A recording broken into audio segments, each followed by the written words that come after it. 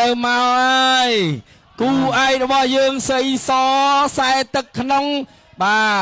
ចំណែកឯបាទសៀសែនជ័យបាទឯកសន្តានដូចគ្នាអត់មានខុសទេអូដូចគ្នាដូចគ្នាឥ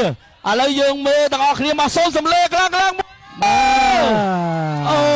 យឥឡូវយើងឃើញមើលពីភ្នែកផ្ទាល់ពីគ្នាទៅដូចខាងក្រៅខាងក្នុងនោះប្រហែលគ្នាទេខ្ញុំអត់ហ៊ានមើលខ្ញុំអត់ហ៊ានមើលបាទ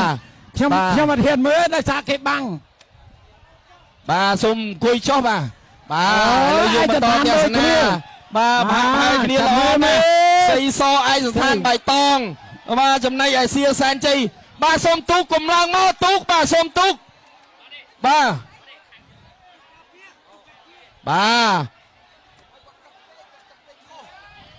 លើឡើងមកហើយអូយសៀសែនជ័យដូចគ្នាបាទ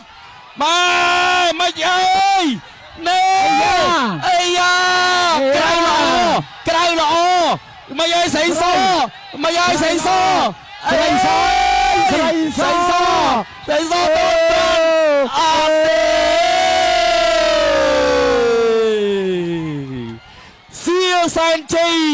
បាទឈ្នះនៅក្នុងជើងទី1ចូលរួមអបអរសាទរជាមួយអុកញ៉ាអឹង